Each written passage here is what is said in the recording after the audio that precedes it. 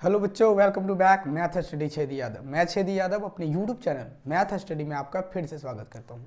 तो कैसे हैं आप सभी? आशा करते हैं अच्छे होंगे, मस्त होंगे, फर्स्ट क्लास होंगे। तो आज मैं चर्चा करने वाला हूं डीएलएड।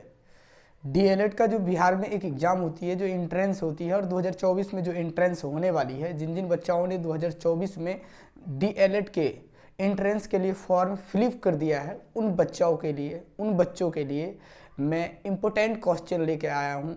6/6/2023 डीएलएड की परीक्षा में जो पूछी गई मैथमेटिक्स के क्वेश्चन है, उन पर मैं ये वीडियो लेके आया हूँ।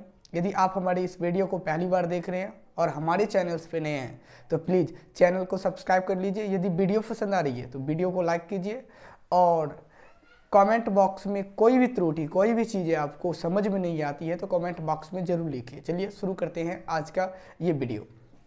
तो सबसे पहला क्वेश्चन मेरा बोर्ड के ऊपर ये लिखा हुआ है, देख लीजिए।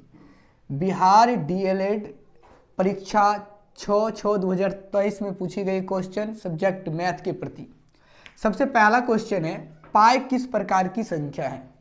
तो आंसर राइट, ऑप्शन ए परमेय संख्या, ऑप्शन बी समान, ऑप्शन सी अपरमेय, ऑप्शन डी विषम। तो आपको पता होगा कि पाई जो है वो अपरमेय संख्या है। अपरमेय यहाँ सही आंसर होगी। किसी त्रिभुज में कम से कम डॉट डॉट न्यून कोण होते हैं? Option A 3, option B 2, option C 1 और ऑप्शन डी 4। तो किसी त्रिभुज के बारे में आपको पता होगा। 3 रेखाखंडों से घिरीबंद आकृति को हम क्या कहते हैं? त्रिभुज कहते हैं। त्रिभुज के सभी कोणों का योग कितने होते हैं? 180 डिग्री होते हैं। त्रिभुज के सभी कोणों का योगफल 180 डिग्री होते हैं।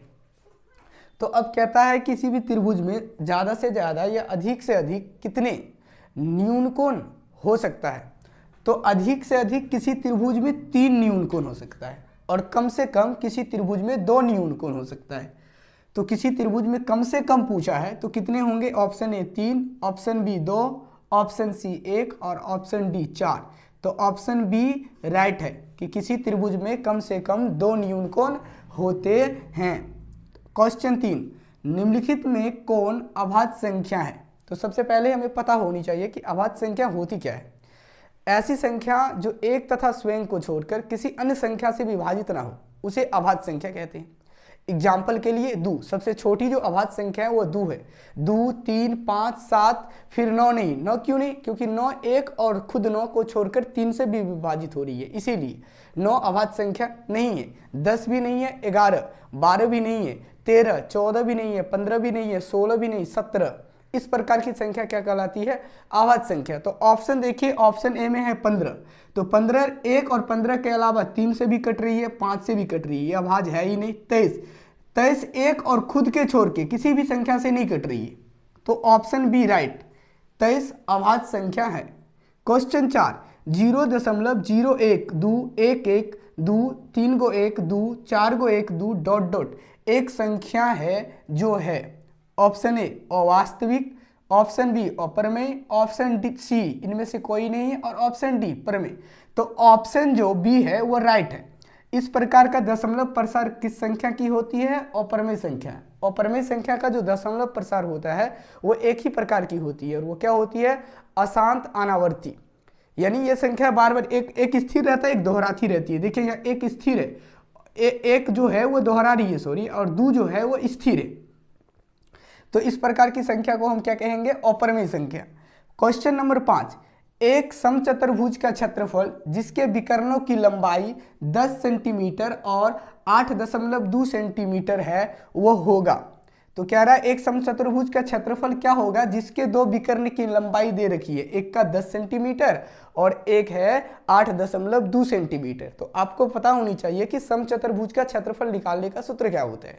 समचतुर्भुज का क्षेत्रफल निकालने का सूत्र है 1/2 इंटू d1 इंटू d2, यानी पहला विकर्ण गुणे दूसरा विकर्ण को हाफ से मल्टीप्लाई कर दीजिए। तो समचतुर्भुज का पहला विकर्ण कितना है? 10, तो 1/2 इंटू 10 इंटू दूसरा कितना है? 8.2 दशमलव उड़ेगी, इसके बदला एक नीचे होगा 0। चलिए अंक के बाद 10 10 कैंसल, 8.2 1/2, अभी 2 से कट जाएगा, ये 82 हो गया। 41 दूना 82, 41 सेंटीमीटर स्क्वायर। अब देख लीजिए ऑप्शन में कहाँ है। A option 820 centimetre square, option B 41 centimetre square, option C 82 centimetre square और ऑप्शन डी है 410 सेंटीमीटर। तो राइट आंसर क्या है? 41 सेंटीमीटर स्क्वायर, जो कि ऑप्शन बी है। क्वेश्चन नंबर 6, कोनों का कौन सा समूह आरोही क्रम में है? यानी आरोही और अवरोही के बारे में आपको बचपन में ही पता होगा कि अवरोही क्या होती है, कोई भी संख्या आरोही या अवरोही में कैसे होती है। आरोही का मतलब होता है बढ़ते क्रम और अवरोही का मतलब होता है घटते क्रम। घटते क्रम में सबसे पहले सबसे बड़ी संख्या होती है, उसके बाद उससे छोटी संख्या होती है, उसके बाद उससे छोटी संख्या होती है, ऐसे आती है, सबसे पहले बड़ा, उससे छोटा, ऐसी संख्या घटते जाती है अवरोही क्रम में। तो अवरोही ये पूछ रहा है कोनों का कौन सा समूह आरोही क्रम में, सॉरी बढ़ते क्रम में, पहले सबसे छोटा, फिर उससे हल्का बड़ा, फिर उससे हल्का बड़ा, ऐसी कौन सी समूह है? 30, 20, 40, इसमें 30 है, इसके बाद छोटा आ गया, नहीं चलेगा। सबसे पहले सबसे छोटा 40, 30, 20, ये भी नहीं चलेगा।